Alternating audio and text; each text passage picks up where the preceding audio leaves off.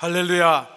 하나님께서 우리에게 건강 주시고 열심 주시고 그래서 전도할 열정까지도 더해 주시는 줄로 믿습니다. 아직까지 내 주변에 내가 전도해야 될 사람이 남아있다는 것도 은혜이고, 또 전도할 만한 믿음의 담력을 가진 것, 건강을 가진 것, 이 모든 것이 하나님의 은혜인 줄로 믿습니다.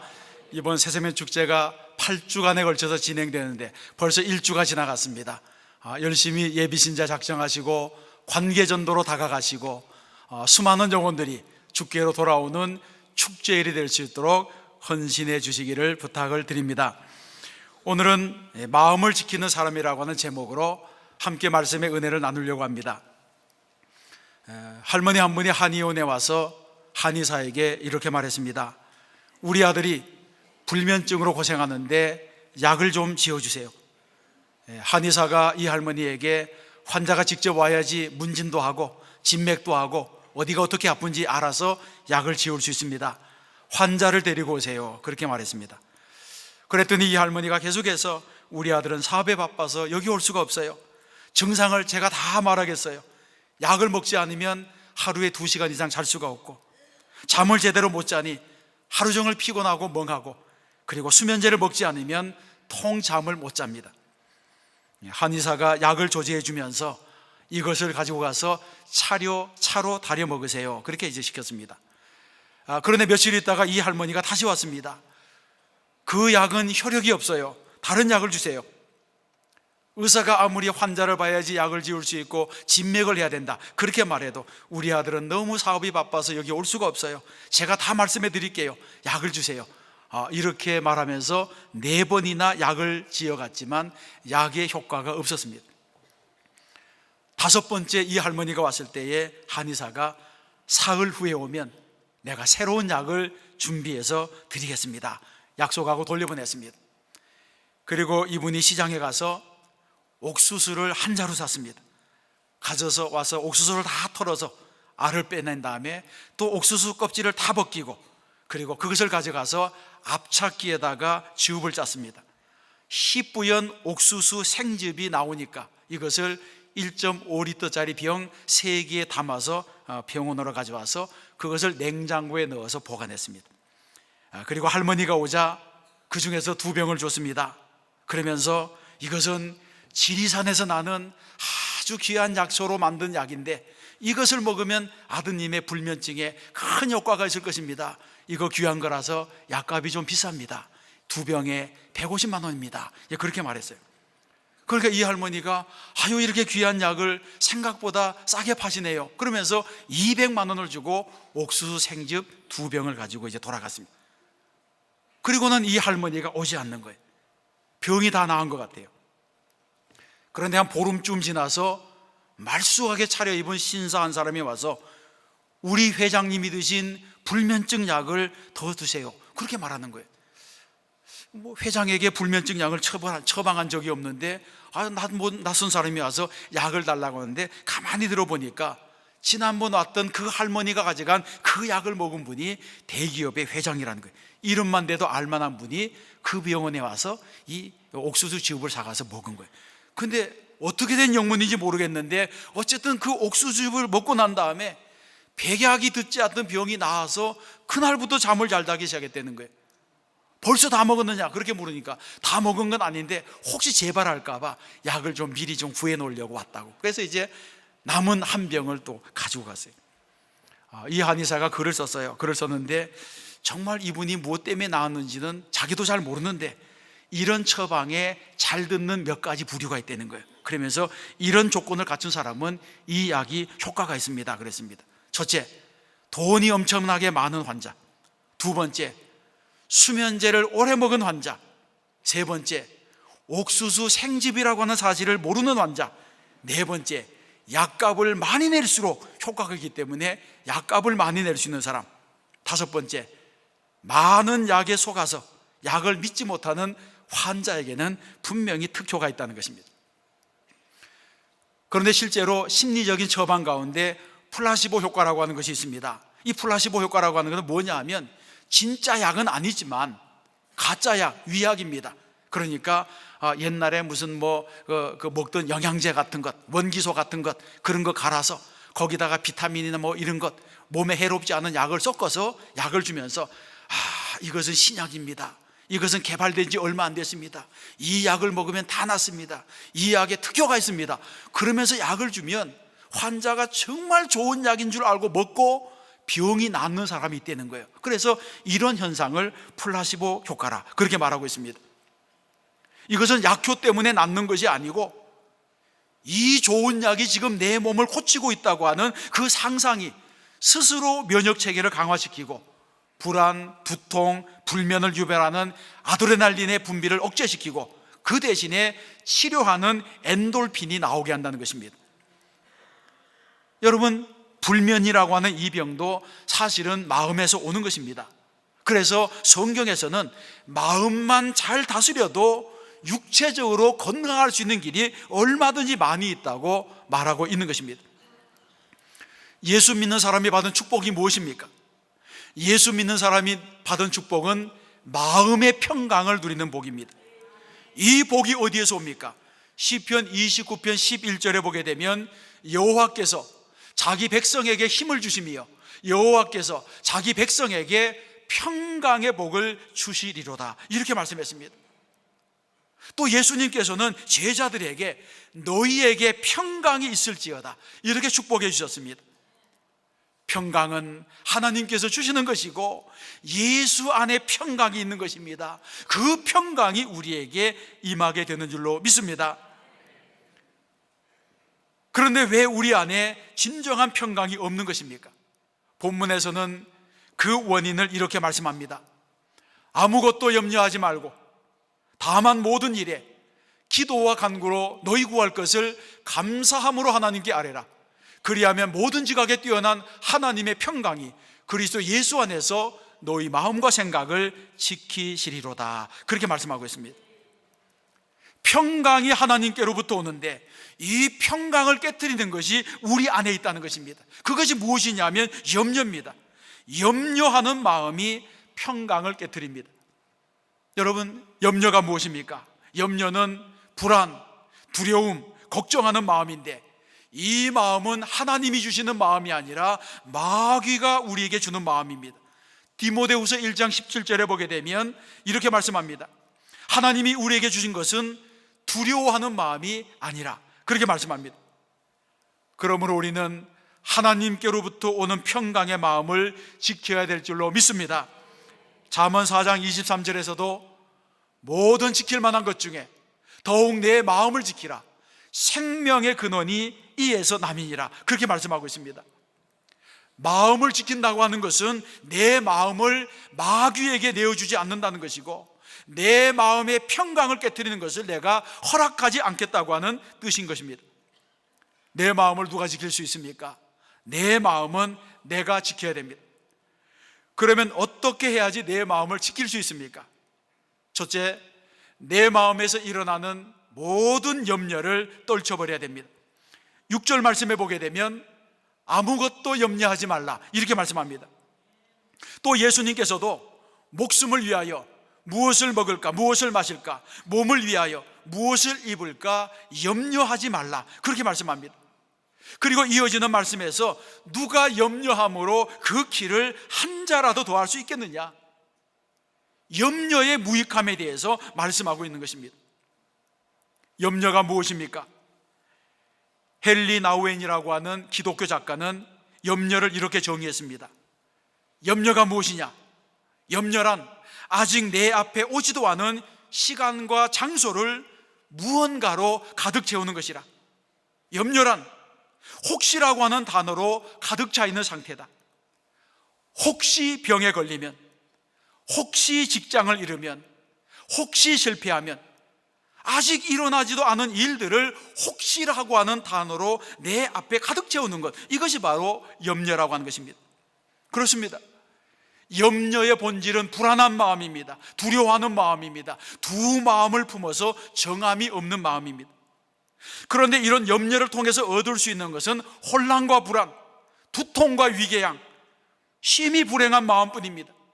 염려가 문제를 해결하고 염려가 마음에 위로를 주고 염려가 평안을 주는 법이 없습니다. 오히려 염려는 하나님의 음성을 듣는 귀를 막아버립니다.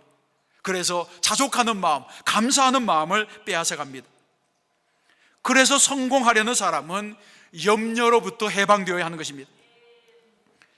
어떻게 염려로부터 해방될 수 있습니까? 먼저 염려를 무력화시켜야 됩니다. 염려를 무력화시키는 방법을 본문에서는 아무것도 염려하지 말고 다만 모든 일에 기도와 간구로 너희 구할 것을 감사함으로 하나님께 아뢰라, 그렇게 말씀하고 있습니다. 이 구절을 한마디로 요약하면 염려 대신 기도하고 염려 대신 감사하라는 것입니다. 염려가 무엇입니까? 염려는 아직 일어나지 않은 일에 대한 두려움입니다. 염려는 낙관적인 미래가 아닌 불안한 미래에 초점을 맞추는 일입니다. 반면에 감사는 현재 누리고 있는 것들에 대한 반응입니다. 내가 가지고 있는 것, 아직 내 손에 남아있는 것, 앞으로 내가 누릴 복을 믿음의 눈으로 바라보는 것이 바로 감사라고 하는 것입니다. 그래서 염려는 우리를 현재 속에 살지 못하게 하고 돌이킬 수 없는 과거 때문에 괴로워하게 하거나 아직 오지도 않은 미래 때문에 두려워하게 합니다. 그래서 우리는 염려의 정체를 똑바로 바라보아야 한다는 것입니다. 찰스 헨멜이라고 하는 사람이 말하기를, 우리가 과거에서 배울 수는 있지만 과거를 되돌릴 수는 없다. 미래를 준비할 수는 있지만 미래는 아직 우리의 것이 아니다. 과거는 기억 속에서만 살아있고 미래는 상상 속에서만 존재한다. 우리는 현재를 어떻게 살아갈 것인지를 선택해야 된다. 그래서 모든 인생은 오늘 현재가 중요하다, 그렇게 말했습니다. 그렇습니다, 여러분. 과거는 이미 지나갔고 미래는 아직 오지 않았습니다. 그러나 현재는 지금 내 곁에 있습니다. 우리가 충만한 삶을 살려면 현재에 충실해야 됩니다. 과거와 미래가 오늘 나를 무너뜨리지 못하도록 칸막이를 쳐야 됩니다. 이것은 좋은 과거를 회상하지 말고 아름다운 미래를 꿈꾸지 말라는 말이 아닙니다. 다만 미래에 대한 염려, 과거의 상처로 내 마음을 채워서는 안 된다고 하는 것을 말하고 있는 것입니다. 그렇습니다.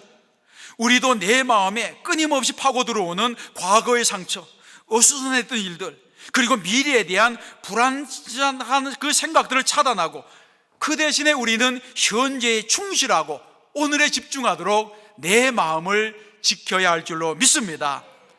어제는 지나갔고 내일은 아직 오지 않았고 생활의 중심이 오늘이기 때문에 우리는 오늘 열심히 살고 오늘 행복해야 되는 것입니다. 이것이 그리스도인의 삶인 줄로 믿습니다. 오늘 씨를 뿌려야 내일 열매가 있습니다. 행복한 미래를 위하여 내 마음에서 일어나는 모든 염려를 떨쳐버리고 감사함으로 하나님 앞에 나아가는 저와 여러분이 되어야 할 줄로 믿습니다. 둘째로, 염려하지 말고 기도로 마음을 지켜야 됩니다. 6절에 보게 되면 아무것도 염려하지 말고 다만 모든 일에 기도와 간구로 하나님 앞에 나아가라고 말했습니다. 여러분, 이 말씀은 중요한 말씀입니다. 문제를 만나더라도 염려하지 말고 기도하라는 것입니다. 염려는 무거운 짐입니다. 해결하지 못한 문제들은 내 인생의 무거운 짐이 되고 그것이 내 마음의 염려가 됩니다. 그런데 대부분의 염려는 상상을 통해서 과장됩니다. 모든 염려가 근거 없는 것은 아니지만 염려에 집착하다 보면 상상의 세계에서 그 염려, 그 두려움이 더 부풀어 오른다는 것입니다. 이런 때의 기도는 모든 염려를 하나님께 맡기는 절차가 됩니다. 베드로전서 5장 7절에 보게 되면 너희 염려를 다 주께 맡기라, 이는 그가 너희를 돌보심이라고 했습니다. 여기서 맡기라고 하는 이 말씀을 개역 성경에서는 맡겨버리라는 것입니다. 맡기고 잊어버리라는 것입니다. 그렇습니다. 우리가 하나님께 기도함으로 우리의 무거운 짐을 맡기면 하나님께서는 여러 가지 방법으로 응답하실 줄로 믿습니다. 우리의 짐을 대신 져주시거나 아니면 우리에게 짐을 줄 만한 능력을 주시거나, 그렇지 않으면 우리의 생각을 바꾸어 주시고 우리의 시각을 바꾸어 주셔서 무거운 짐조차도 즐겁게 지게 하시는 것입니다. 많은 생각은 염려를 깊게 하지만 기도는 우리의 영혼을 자유롭게 합니다. 염려를 하는 사람의 특징은 한가하다는 데 있습니다. 열심히 사는 사람은 염려할 시간이 없습니다. 또 염려하는 사람은 너무 자기중심적입니다. 자기 생각을 많이 하기 때문에 염려를 하는 것입니다. 그래서 시간이 많으면 문제가 됩니다. 시간이 남아도니까 이런 생각 저런 생각 끄집어내는 것입니다. 한가한 사람은 아침부터 일어나서 아픈 데를 찾아서 묵상하고 문제를 끄집어내어서 고민하고 아직도 일어나지도 않은 일에 대해서 걱정하시는 것입니다. 이것이 바로 염려의 본질이라고 할 수 있습니다. 우리는 모든 염려를 떨쳐버리고 기도하는 것을 선택해야 될 줄로 믿습니다. 기도를 통해서 은혜의 바다로 들어가고, 기도를 통해서 평강의 바다로 들어가고, 기도를 통해서 하나님의 은혜의 물길을 타는 것입니다. 기도가 좋은 것은 염려를 기도로 하나님께 고백하는 순간 그 염려가 하나님 앞에서 무력해진다는 것입니다. 염려가 무엇입니까? 염려는 마귀가 주는 속삭임입니다. 마귀의 속임입니다. 그런데 이 염려는 정체가 드러나 버리면 무력해지는 것입니다.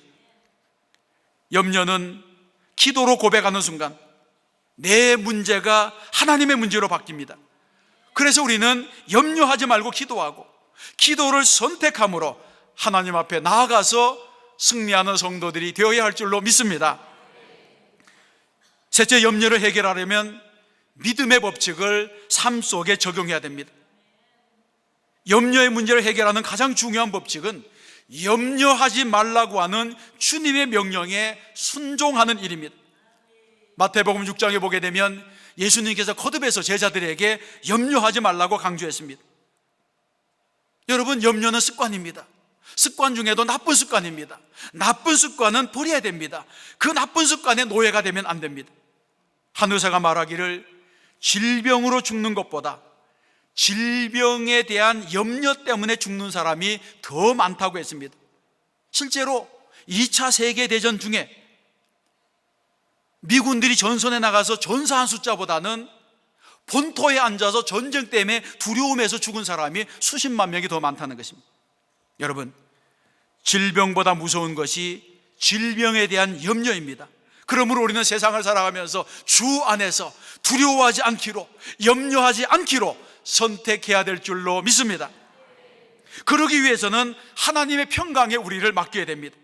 본문에 보게 되면 모든 지각에 뛰어난 하나님의 평강이 그리스도 예수 안에서 너희의 마음과 생각을 지키시리라 했습니다. 하나님의 평강은 하나님의 시각에서 옵니다. 지각은 깨달음입니다. 이것은 명철입니다. 염려를 떨쳐버리고 세상을 이기려면 하나님의 지각으로 우리의 마음을 무장해야 됩니다. 어떻게 할 수 있습니까? 그것은 하나님의 말씀에서 깨달음을 얻을 때 가능한 것입니다. 우리는 하나님의 말씀으로 우리의 마음을 조율해야 될 줄로 믿습니다. 악기는 조율할 때에 좋은 소리를 냅니다.